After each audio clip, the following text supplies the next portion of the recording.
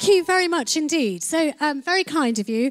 I think we've caused a muddle because we came up in an entirely different order. So I'm going to introduce my guests all over again, and you can clap for them and give them some love because they deserve it. Because what you have over here is a stage that is groaning with biographical genius. These are the best biographers in the world at the moment. I dare you to argue with me. I dare you. So first of all, please welcome Ben Moser,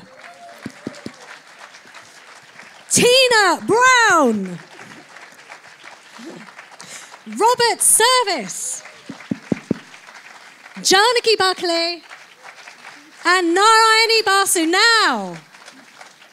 Now we've got the energy up a bit. Isn't this great? So can I just tell you, we have got people who have written about the makers of nations, the breakers of nations, people who are responsible for constitutions that have built up great democracies and for those who have flown in the face of democracy and have revelled in tyranny. We have those who rub shoulders with royalty, and we have a Pulitzer Prize up here. So what I wanted to do was, instead of getting sort of deep down into the books, which you ought to bloody well go and buy, because they're all very, very good, is we'll talk about some of the themes of writing a biography.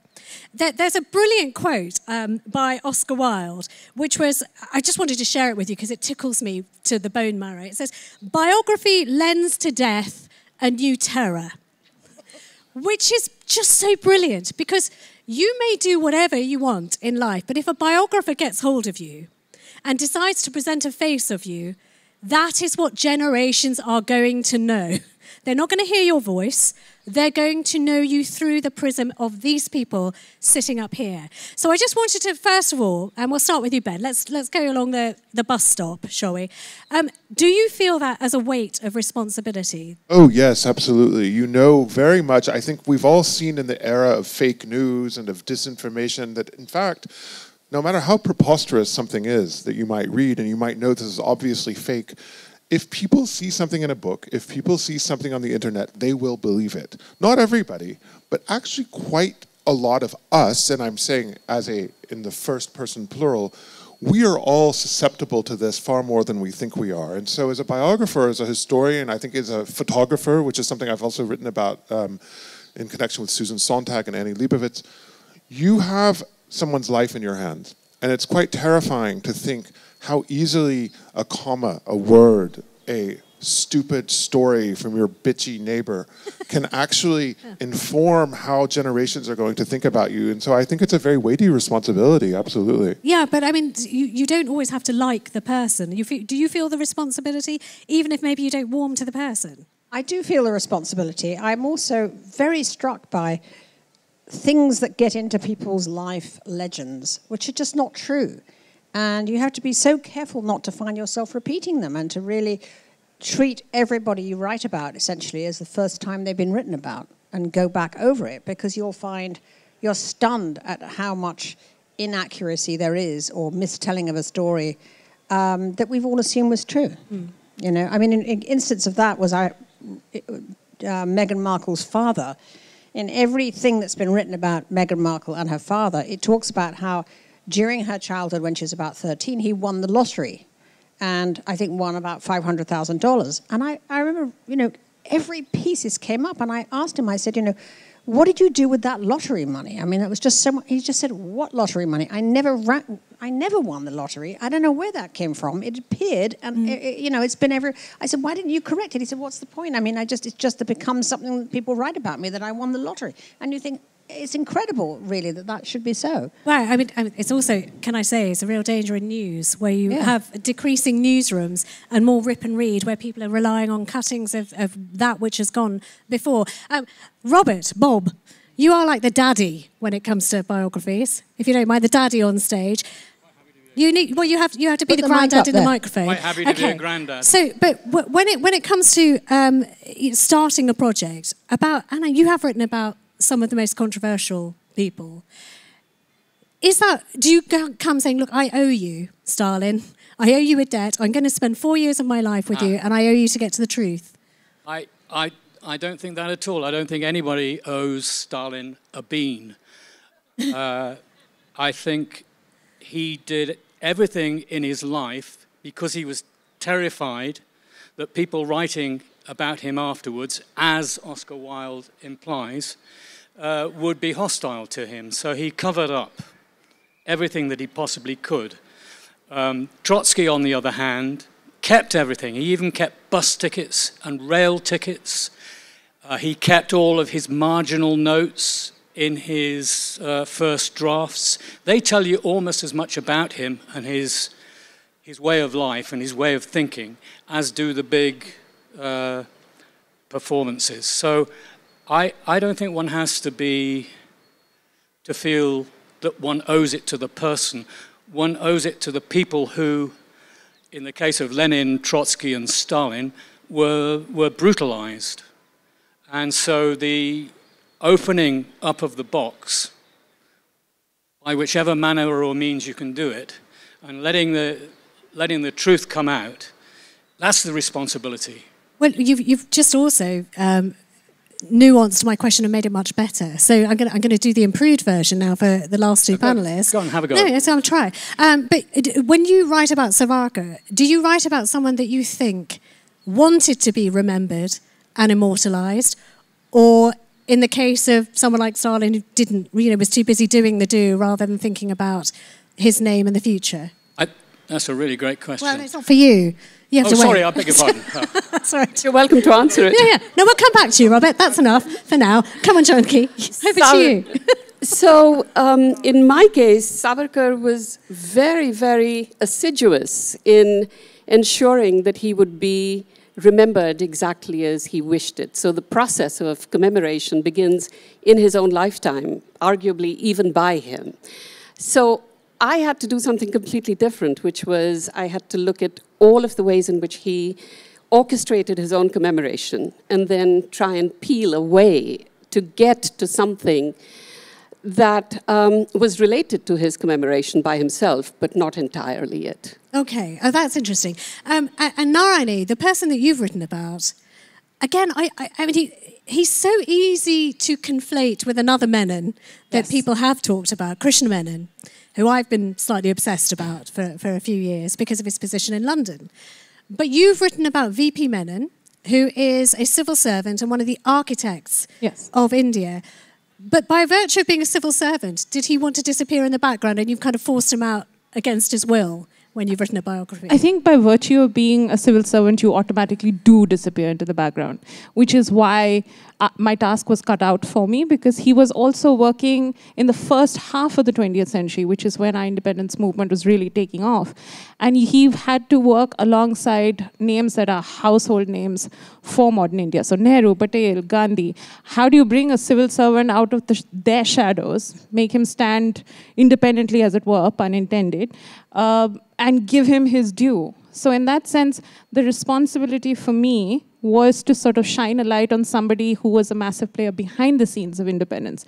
I think we tend to forget that behind the scenes of every huge movement like this, there are people who are actually cogs in the machine, who are actually like pulling a huge movement together and piecing it together and holding it together. A civil servant does precisely that and gets overlooked for the same reasons. Right. I want to sort of throw something to you, Ben, that you've said, and I was intrigued by this sentence. So Benjamin's written this amazing book about Sontag, Susan Sontag, a thinker, photographer. I mean, so many things. She was so many things and summed up as sort of a generation of resistance, if you like.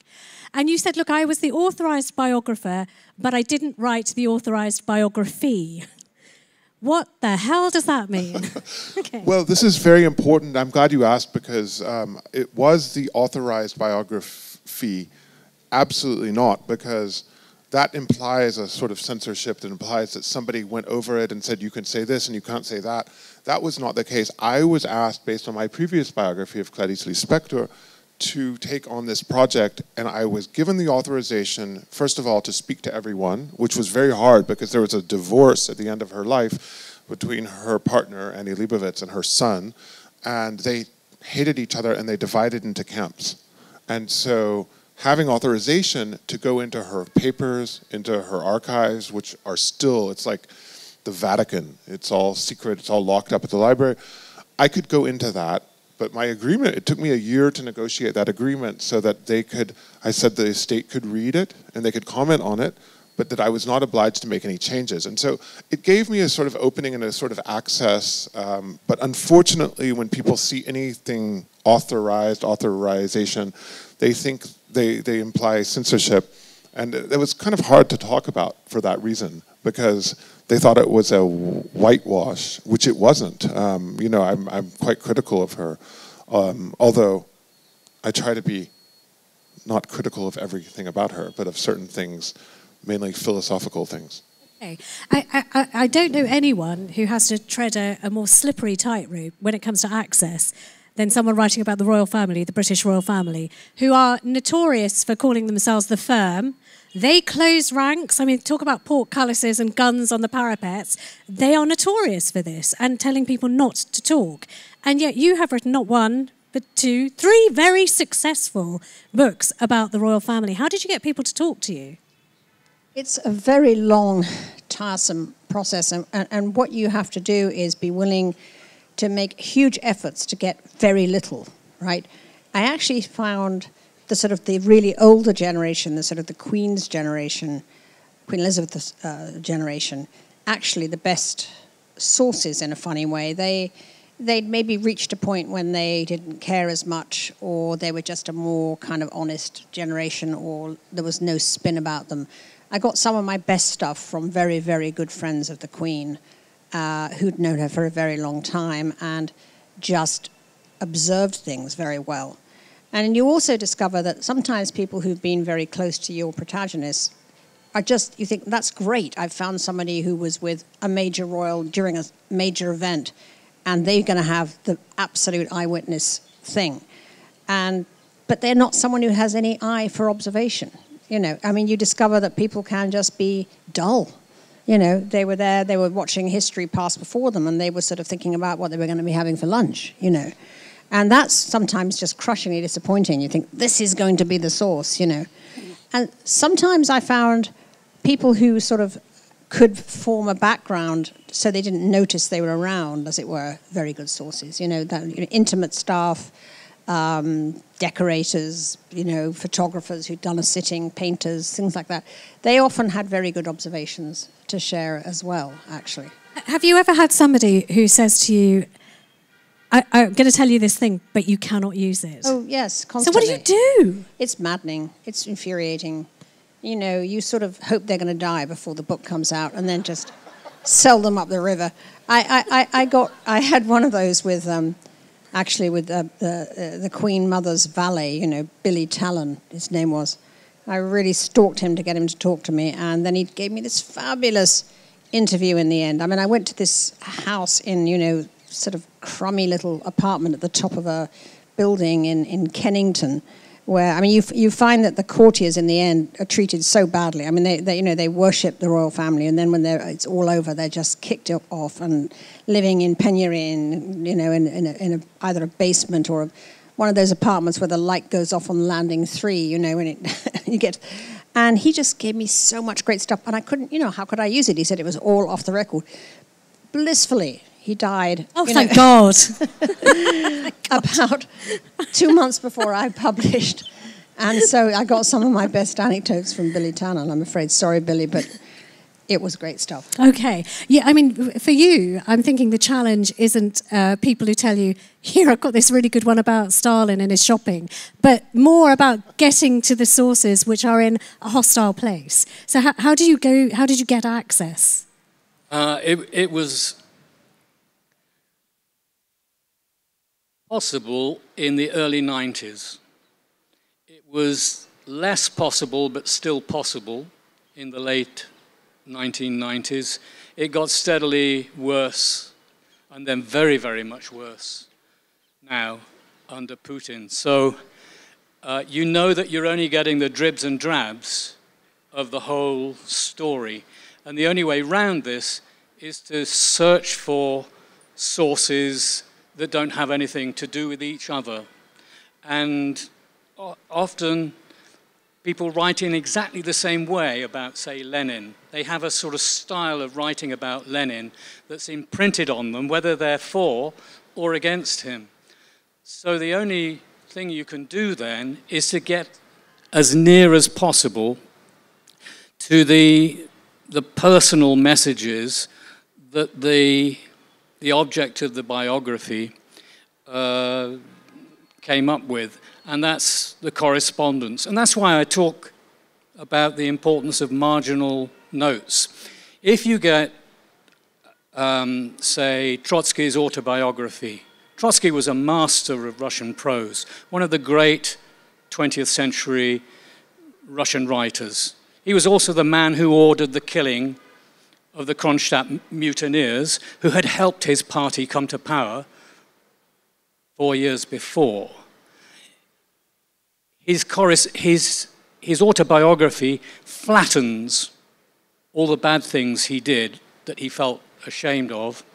You have to go into his correspondence, the correspondence of his followers, the ex-followers who had heard things and written to him. You have to use every single weapon you have to take the top off the box that he's trying to construct to conceal his own inner life. And Trotsky got up to all sorts of things apart from politics. He was fascinated with literature. He had a very, very active love life. He was devoted to his children, but not to the point that he paid much attention to them when they got into psychological difficulties. The task of writing a biography is that you have to look at everything, and people are often more self-revealing when you can see what they've written in the margins of their first drafts, what they fiddle around with and then cut out or put in. That often tells you more than a great speech will ever tell you. That's what I found fascinating and, well, frankly, alienating at the same time. Right. So, I mean, that's not good news for biographers of the future, basically, unless, someone saves track changes. They're never going to see any of those things, those handwrites, those pauses, even letters. I mean, we'll come back to that maybe in a moment.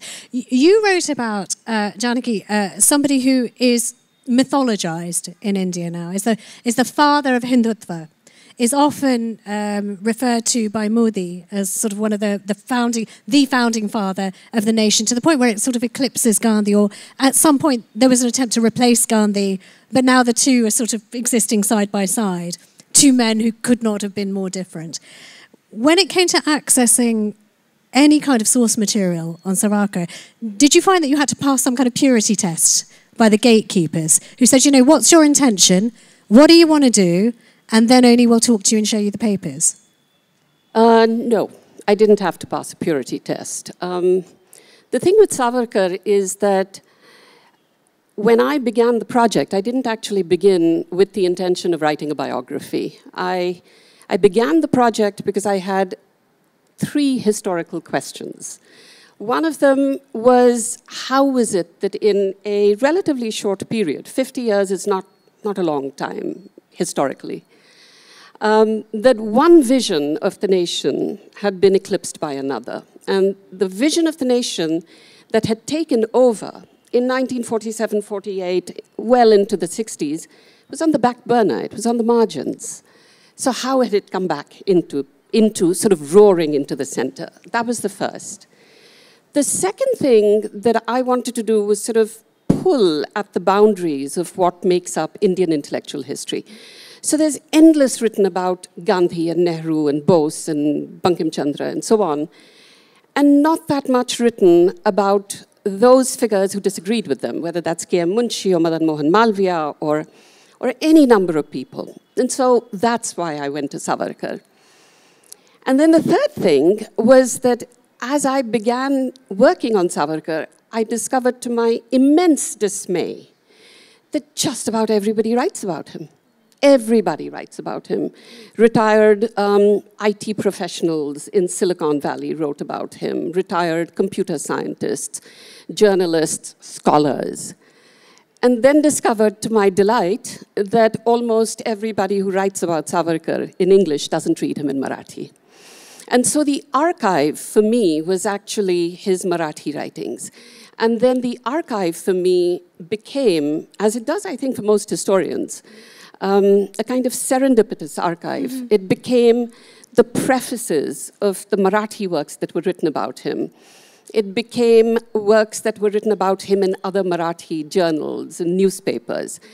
So I didn't have to go through a purity test. I had to actually figure out how to create an archive, to write about somebody who'd been immensely written about and was immensely controversial. But all of his letters in the public domain, I mean, sure, okay, you can get into archives, you can look at prefaces.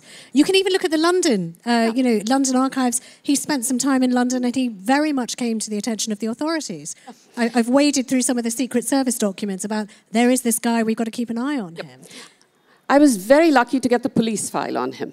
And I got the police file on him, and I got the police file on a few other revolutionaries. And those police files are extraordinary documents because they're all intertextual. So every police file on any single revolutionary gives you the archival number of all of the other revolutionaries he's in touch with.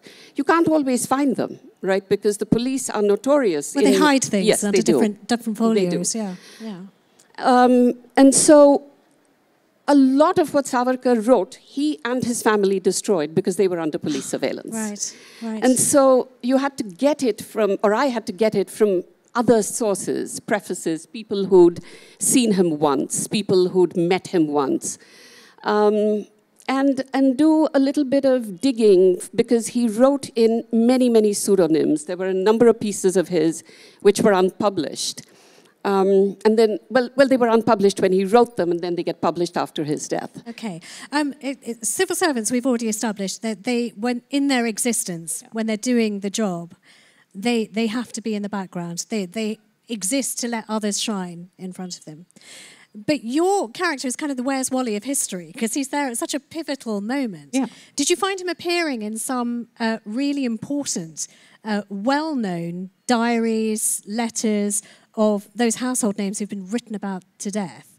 And did he himself keep a naughty diary? Because sometimes civil servants did that. They wouldn't talk in public about how insufferable they thought people were around them, but they would keep quite waspish diaries and letters about this. You know, I wish he had. It would have made my job so much easier. But what actually helped me was the fact that, so VP Menon was our last reforms commissioner before we became independent. He was also Sardar Patel's right-hand man when it came to the integration of the princely states. His immediate boss was a guy called Harry Hodgson. Harry Hodgson was much younger, but they became the best of friends. And when Harry Hodgson was researching his own book on his time in India, he came out to India before VP Menon died in the 1960s, sat down with him and interviewed him. And 18 hours worth of interviews are in the SOAS archives. And when I discovered that, it changed everything. So full disclosure, I am his great-granddaughter. So this changed my writing of this, and it was a personal and professional moment of great joy, right?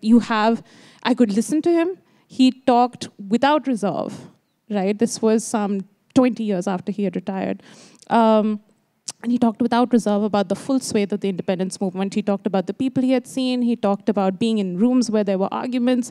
It was the actual... But he wasn't bitchy, and bitchy is quite exciting. He was, I wish he was bitchy. He was angry about a lot of things, and I allowed that anger to become one of the primary voices in the writing of this biography. Because when you're listening to someone talking about being in the room when certain important decisions were being taken, it changes how you're approaching writing this, right? So that was one. The other part was when you're looking at archival sources per se. Like Robert was saying, sometimes it's the notes in the margins, and sometimes it's, the annotations to various things. That's where you find the civil servant actually speaking, more or less, right? If you go back and look at all the transfer power volumes, he's in nearly every dispatch. He's there. Just, ask Menon this or get Menon's opinion on that, which helped me to understand that, okay, this guy played a far more pivotal role than I had ever dreamed he did, which allowed me to look at the archives with fresh eyes and say, okay, I need to sort of understand how the transfer of power actually took place. The area where I hit a difficulty was his personal life. So VP Menon, his first marriage was an arranged marriage. He had 2 sons by it.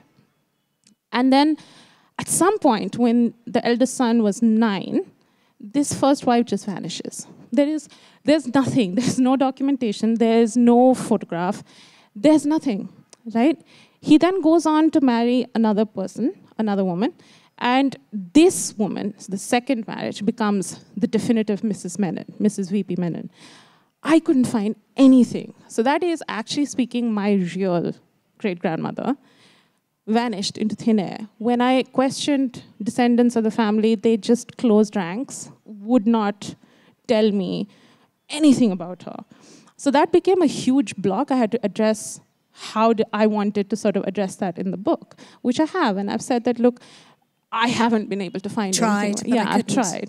Because, I mean, there's no point it's a juicy story. I mean, what happened? These kids were traumatized by this woman's disappearance. Why was she expunged from family records?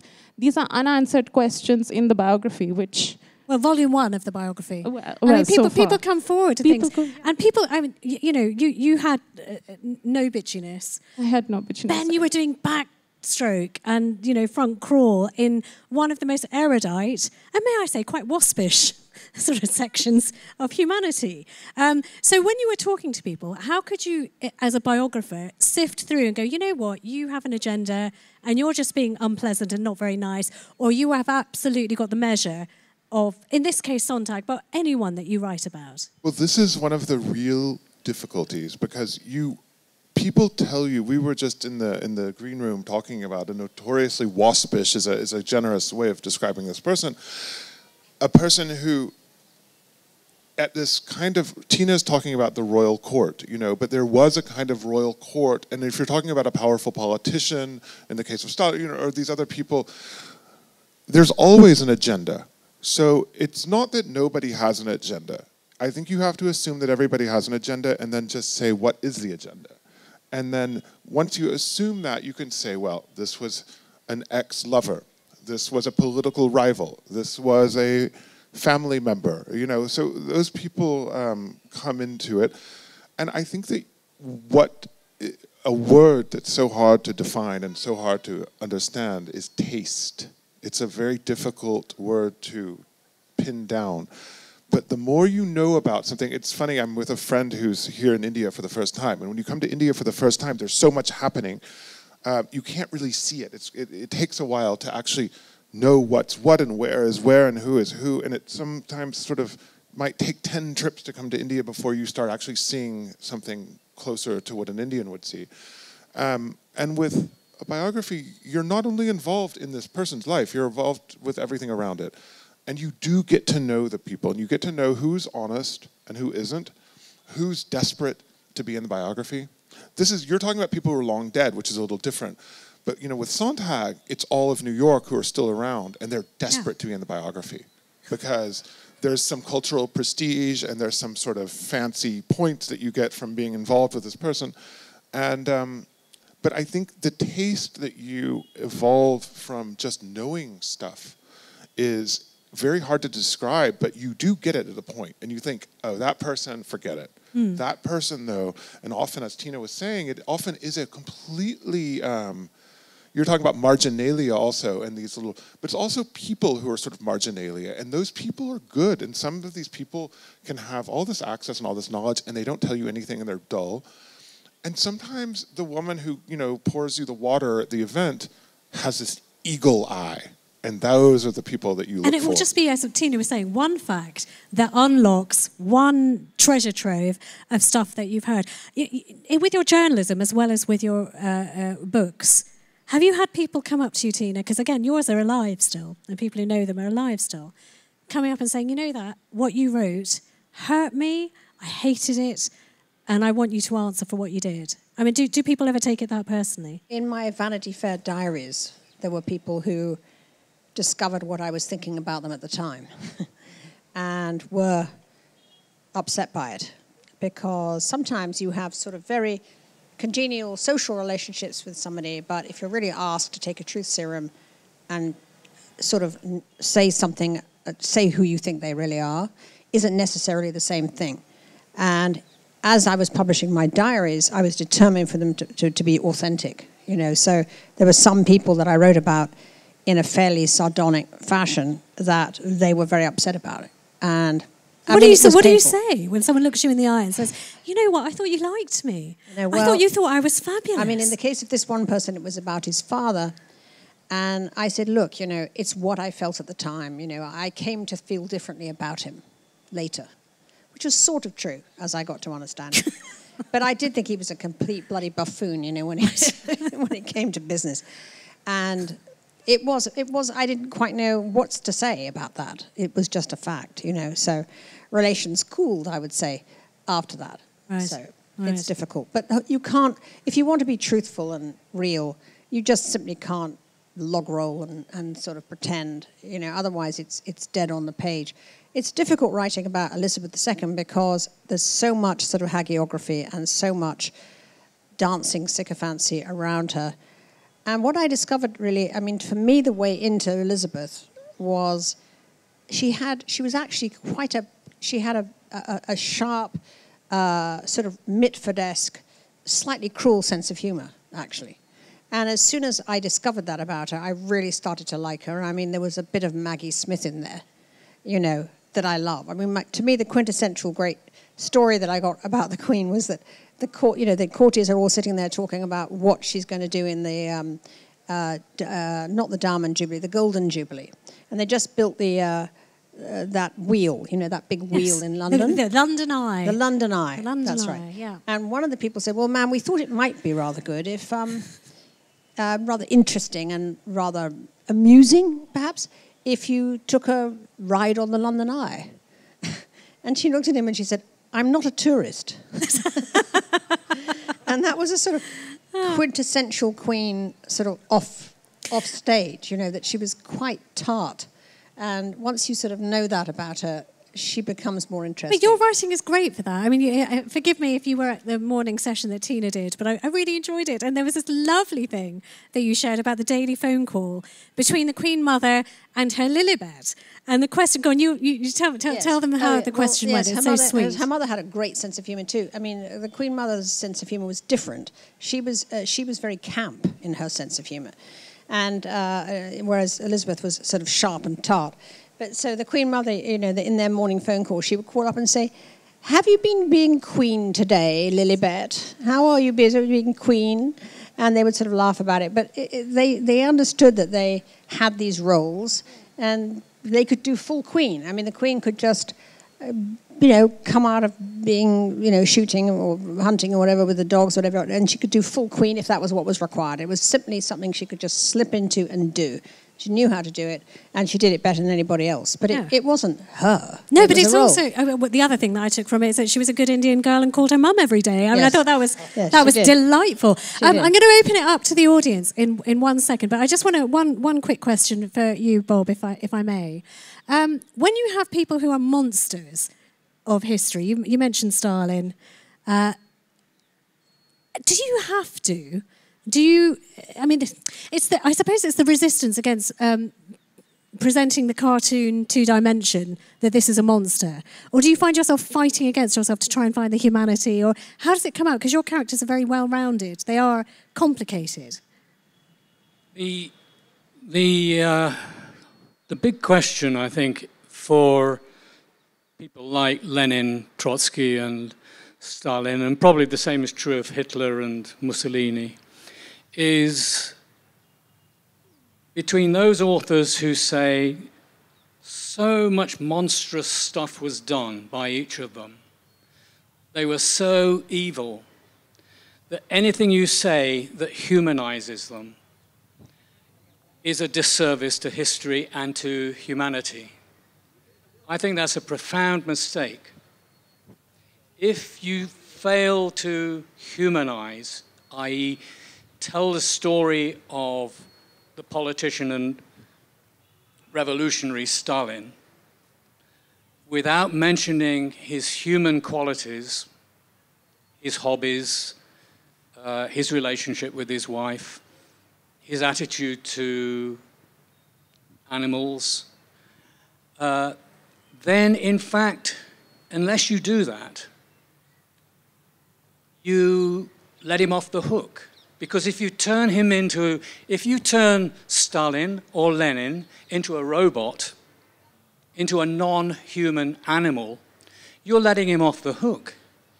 You're saying, if we catch this man who's killing millions of people, we can't put him in trial because he's a psychopath, he's a sociopath, he's a psychotic individual. So I think it's very important that people who do bad things in history or in politics are brought to book by us human beings who treat them as human beings and see what the sources of their inhumanity were in the context of their being humans like us. Yeah. No, I agree. If someone can love their mum, how can they fail to love hundreds of thousands of people that they, you're absolutely right. I'm going to open it up. We've only got a few minutes. We've had a cast of thousands up here, so forgive us that the questions are a bit short. First person I saw was the gentleman with the sunglasses. You know I'm pointing at you. There's a lady here at the front. Can I get the second microphone here so we don't waste any time? Do we have a second mic hold? Yeah, if you can get it to the lady in the front row. Okay, let's take one here. Let's rattle through. Is any one of you... what would you feel about writing the biography of Donald Trump? Oh, Tina? Tina, who lives in New York? I think he's much more interesting now than he was in 2016, actually. And what I wanted to say to Robert is like the moment when a person pivots into being a monster. Trump Serial 2, as I think of it, season 2. Is a much more sort of focused bad person, than he was in season 1. In season 1, a lot of what he did was sort of stumble around and flame out and make it up, and he was sort of chaos really in his first term. The tragedy is that he didn't just win the election, actually, the second time, because then he would have gone stumbling around until he'd gone.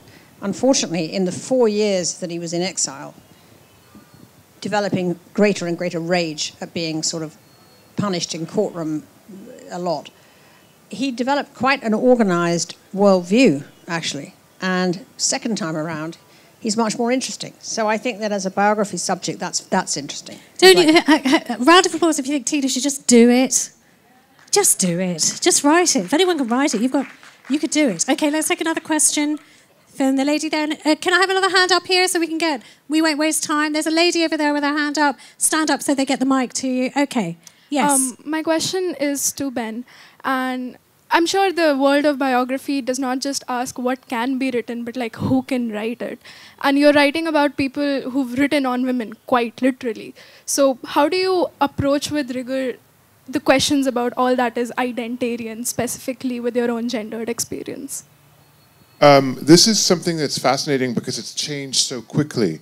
When I first started writing my first biography of Clarice in 2005, 2004, first of all, men never wrote biographies of women, so this was thought of as wonderful. And everybody said, oh, it's so great that you're doing this, nobody does this, isn't that lovely? 10 years later, the whole world had changed, and it was, how dare you exploit this poor lady's life, Susan Sontag, the sad victim of a person, and it's very funny. I write it exactly the same way as I would write it. I think that if I wrote about an Indian, for example, I'm not Indian. So does that mean I can't ever write about India or Indians? Does it mean I can't write about people who have a different religion or a different class background or a different education or maybe speak a different language? I write because I'm interested in the person. Being a woman is a part of it. Being an Indian is a part of it. Being, a Hindu is part of it. I mean, and I think it's boring to only write about yourself. It means also you can't ever write a novel because those people aren't you.